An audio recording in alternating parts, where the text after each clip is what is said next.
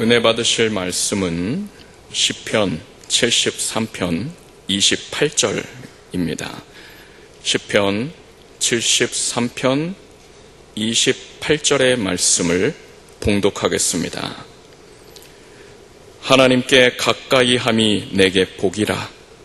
내가 주 여호와를 나의 피난처로 삼아 주의 모든 행사를 전파하리이다. 아멘.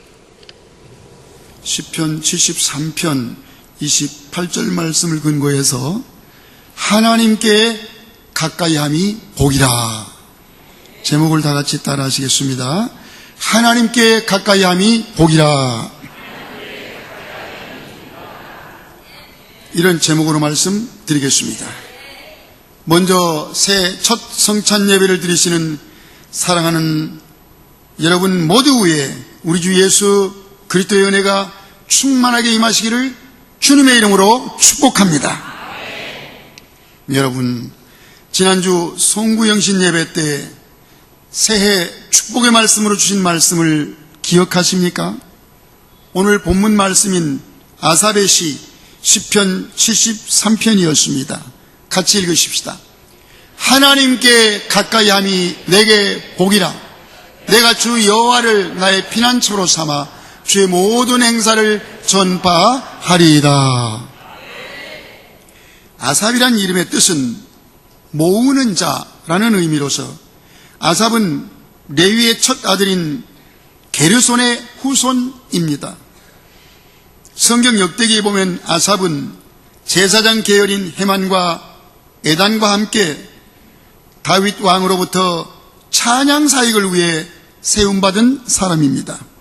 우리가 잘 아는 시편 50편 말씀도 아삽이 지은 시입니다. 시편 50편 23절 같이 읽으십시다. 감사로 제사를 드린 자가 나를 영화롭게 하나니 그 행위를 옳게 하는 자에게 내가 하나님의 구원을 보이리라. 영화로움으로 가득 찬 감사의 고백을 외쳤던 아삽이라는 한 인간도 알고 보면 평탄한 인생이 아니었으며 숱한 믿음의 연단을 받았던 사람입니다. 아삽의 시를 보면 인생의 모순과 불법으로 가득한 세상 가운데 악인이 형통하는 것을 목격하면서 극심한 번민과 고통 속에서 신앙이 흔들리기도 하였습니다. 시편 73편 1절 이하 같이 읽으십시다. 하나님이 참으로 이스라엘 중 마음이 정결한 자에게 선을 행하시나니 나는 그에 넘어질 뻔하였고 나의 걸음이 미끄러질 뻔하였으니 이는 내가 악인의 형통함을 보고 오만한 자를 질투하였음이로다. 그들은 죽을 때에도 고통이 없고 그 힘이 강건하며 사람들이 당하는 고난이 그들에게는 없고 사람들이 당하는 재앙도 그들에게는 없나니 볼지어다. 이들은 악인들이라도 항상 평안하고 재물은 더욱 불어나도다. 나는 종일 재난을 당하며 아침마다 징벌을 받았도다. 아삽은 하나님을 믿지 않는 사람들이 오히려 잘 되고 건강하고 평안하고 부유하게 살고 있는데 오히려 그와는 반대로 내 인생은 고난도 많고 근심이 떠나지 않고 왜 이렇게도 힘이 드는가 하는 심적 고통과 신앙의 번민으로 인하여 하나님께 울부짖었던 것입니다. 시편 77편에 보면 아삽은 이렇게 호소합니다. 같이 읽으십시다. 내가 하나님을 생각하고 불안하여 근심하니 내 심령이 상하도다. 주께서 나로 눈을 붙이지 못하게 하시니 내가 괴로워 말할 수 없나이다. 얼마나 힘들고 괴로운지 잠을 잘 수도 없고 불안하여 근심 속에 쌓여 있습니다.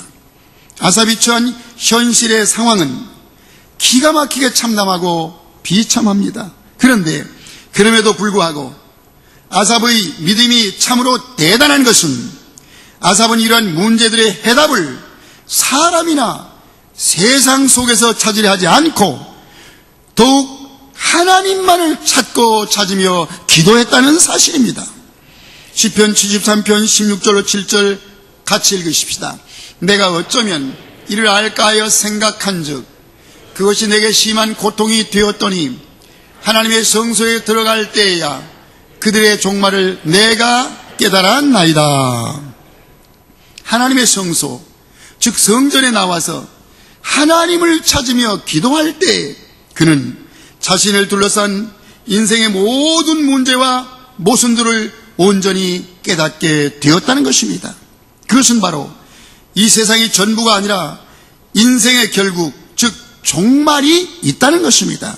히브리서 9장 27절 같이 읽으십시다. 한 번 죽는 것은 사람에게 정해진 것이요 그 후에는 심판이 있으리니. 사람이 죽으면 모든 것이 다 끝나는 것이 아니라 죽은 후에는 반드시 심판이 있다는 것을 그는 깨달았으며 이것을 깨닫고 난 후로는 악인의 형통함이 더 이상 부럽지 않았습니다. 잠깐 이 세상에서 당하는 어떠한 고난도 다 감사로 견뎌낼 수 있었으며 하나님께서 주시는 구원의 은혜가 얼마나 위대한 것인지를 깨닫게 된 것입니다. 그래서 아삽은 73편의 마지막을 이렇게 맺고 있습니다. 본문 말씀 같이 읽으십시다. 하나님께 가까이함이 내게 복이라. 내가 주 여호와를 나의 피난처로 삼아 주의 모든 행사를 전파하리이다. 새 우리에게 주신 말씀이 바로 하나님께 가까이함이 우리의 복입니다. 할렐루야. 우리에게 비록 고난이 닥쳐오고 환난이 찾아와도 하나님께 가까이 나아가면 모든 것이 합력하여 선을 이루어 주시기 때문에 그것이 바로 우리에게 복인 것입니다. 그래서 우리는 이렇게 고백할 수 있습니다. 시편 119편 71절 같이 읽으십시다. 고난당하는 것이 내게 유익이라. 이로 말미암아 내가 주의 율례들을 배우게 되었나이다. 할렐루야. 여러분, 우리는 작년에 참으로 많은 어려움을 겪었습니다. 높아져만 가는 전쟁의 위협으로 인하여 나라가 너무도 혼란스러웠으며 경주와 포항 지역의 갑작스런 지진으로 인하여 우리나라도 더 이상 지진 안전지대가 아님을 뼈저리게 느꼈습니다. 막강한 군사력과 경제적인 힘과 최첨단 과학 문명도 자연재해 앞에서는 속수무책인 나약한 인간의 모습을 보면서 우리는 천지와 만물을 창조하신 전능자 하나님을 기억하지 않을 수 없었습니다. 이 세상을 주관하시는 하나님을 멀리하고서는 절대로 살아갈 수 없다는 사실을 우리는 뼛속 깊이 깨닫고 또 배웠습니다. 많은 사람들이 말합니다. 주님 오실 때가 가까웠다고. 그렇습니다. 주님 오실 때가 가까운 이때에 우리는 더욱 정신을 차리고 깨어 근신하며 오직 하나님만을 의지하고 하나님께 더욱 가까이 해야만 합니다. 그렇다면 여러분, 우리가 어떻게 하는 것이 하나님을 더욱 가까이 하는 것입니까? 첫째, 우리가 하나님께 가까이 하려면 가장 먼저 예수님을 구세주로 믿어야 합니다.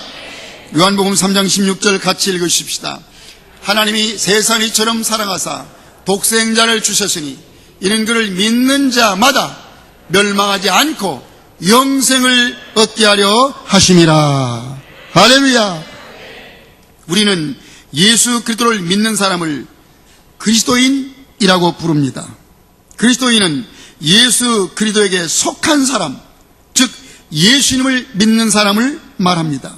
반대로 그리스도 밖에 있는 사람은 그 사람이 혈통과 신분이 어떠하든지 간에 하나님으로부터 멀리 떠나 하나님과 원수가 된 상태로 살아가는 이들을 말합니다. 그 이유가 무엇입니까? 그것은 바로 죄 때문인 것입니다. 여기서 말하는 죄라는 것은 아담의 범죄로 인하여 그의 후손된 모든 자들에게 운명적으로 주어진 원죄를 말합니다.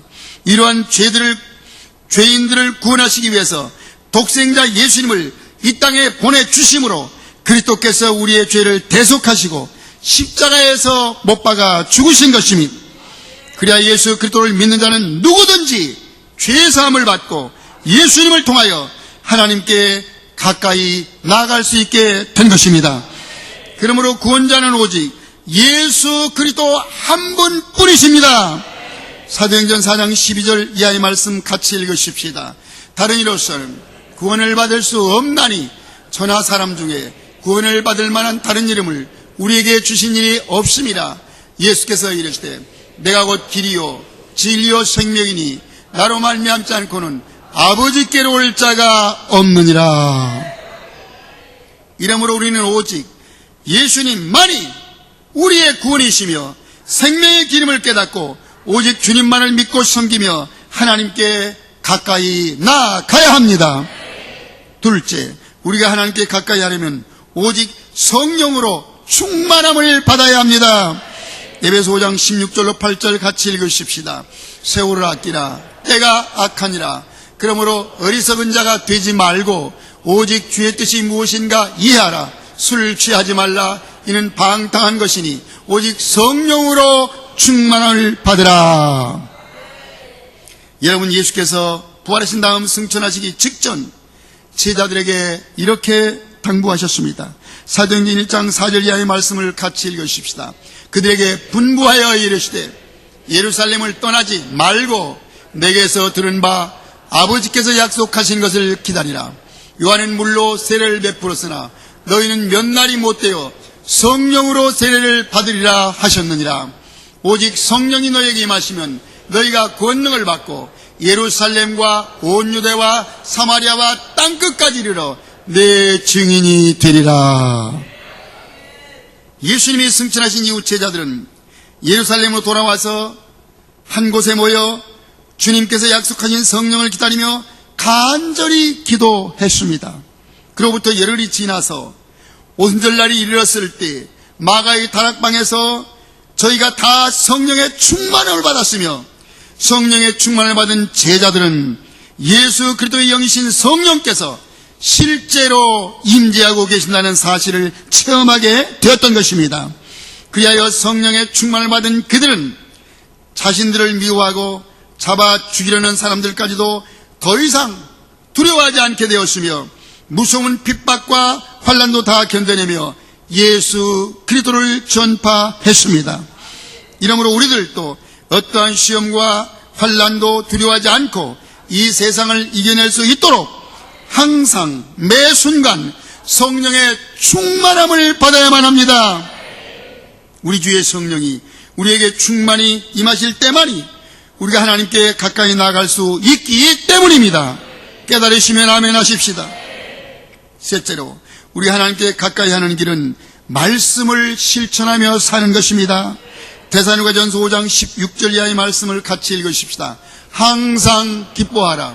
쉬지 말고 기도하라. 범사에 감사하라. 이는 그리스도 예수 안에서 너희를 향하신 하나님의 뜻이니라. 성령을 소멸치 말며 예언을 멸시치 말고 범사에 헤아려 좋은 것을 취하고 악은 모든 모양이라도 버리라. 이 말씀을 이번 신년 축복성회 때 주신 말씀으로서 금년 한 해 동안 우리가 꼭 지켜야 할 7가지의 교훈입니다. 먼저 항상 기뻐하라고 하십니다. 여러분, 우리를 힘들게 하는 사람들과 죄악으로 가득 찬 이 악한 세상에서 우리가 어떻게 항상 기뻐할 수 있습니까? 비결이 있습니다. 바로 구원받은 은혜를 생각하면, 천국에 들어갈 소망으로 살아가면 항상 기뻐할 수 있습니다. 쉬지 말고 기도하라고 하십니다. 인간의 생사화복이 하나님의 손에 달려있기 때문에 우리는 쉬지 말고 기도해야 합니다. 무엇을 하든 기도로 시작해서 기도로 마감하는 새해가 되시기를 바랍니다. 범사에 감사하라고 하십니다.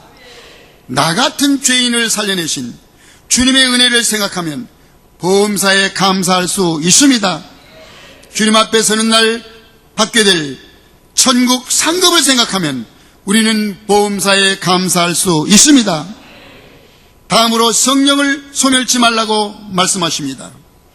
우리가 항상 기뻐하고 쉬지 말고 기도하며 범사에 감사하면 성령을 소멸치 않을 수 있습니다. 성령님과 동행하면 우리는 임마누엘의 은혜로서 금년 한 해를 승리할 수 있습니다. 또 예언을 멸시치 말라고 하십니다. 예언은 바로 하나님께서 우리에게 주신 직접 계시, 특별 계시로, 즉 하나님의 말씀인 성경입니다. 헛된 예언이나 헛된 말씀에 미혹되어서 이단에 빠져 멸망을 당하지 말아야 합니다. 여섯째로 범사에 헤아려 좋은 것을 취하라고 하십니다. 여러분, 한문 글귀에 근묵자흑이라는 말이 있습니다. 근묵자흑의 사전적 의미는 먹을 가까이 하면 검어진다는 뜻으로, 나쁜 사람과 가까이 하면 그 사람의 나쁜 버릇에 자연히 물들게 된다는 의미로서 사람이나 환경에 나쁜 영향을 받지 않도록 조심해야 한다는 뜻입니다. 성경에 나오는 이스라엘 역사가 바로 근묵자흑입니다. 그들은 우상 숭배의 영향을 받아서 하나님의 징벌을 받았으며 음란의 영향을 받아서 심판을 받게 되었던 것입니다. 불평불만의 영향을 받아 12정탐꾼 중에서 10정탐꾼은 모두 멸망하게 되었고 오직 여호수아와 갈렙이 두 사람만이 가나안에 들어가게 되었습니다. 보십시오, 여러분. 우리는 자녀들에게 좋은 친구를 사귀라, 착한 친구를 사귀라 훈계하면서도 정작 우리 자신들은 범사에 헤아려 좋은 것을 취하지 못할 때가 너무나 많습니다. 심지어 이단에 빠진 사람을 가까이 하다가 함께 이단에 빠져버리기도 합니다. 성경에 나오는 다단과 아비람과 온과 같은 사람을 따르며 함께 어울리다가 믿음의 길에서 실족되기도 합니다. 그러므로 이번 새해에는 범사에 헤아려 좋은 것을 취하는 우리 모두가 되십시다. 끝으로 악은 모든 모양이라도 버리라고 하십니다. 깨달으시면 아멘 하십시다. 이 같은 7가지 말씀을 중심으로 새해 첫날 축복성회 때 다짐했던 그 결심을 다시 한번 굳세게 결단해 보십시다. 우리 함께 두 주먹을 불끈 쥐시고 큰 소리로 따라 하십시다. 첫째, 새해를 맞이하는 나는 항상 기뻐하기로 결단합니다. 둘째, 새해를 맞이하여 나는 쉬지 말고 기도하기로 결단합니다. 셋째, 새해를 맞이하여 나는 범사에 감사하기로 결단합니다. 넷째, 새해를 맞이하여 나는 성령을 소멸치 않기로 결단합니다. 다섯째, 새해를 맞이하여 나는 예언을 멸시치 않기로 결단합니다. 여섯째, 새해를 맞이하여 나는 범사에 헤아려 좋은 것을 취하기로 결단합니다. 일곱째, 새해를 맞이하여 나는 악은 모든 모양이라도 버리기로 결단합니다. 이 7가지의 결단을 지켜서 새해는 더욱 하나님께 가까이 함으로 넘치는 복을 받는 여러분 모두가 되시기를 주님의 이름으로 축원합니다.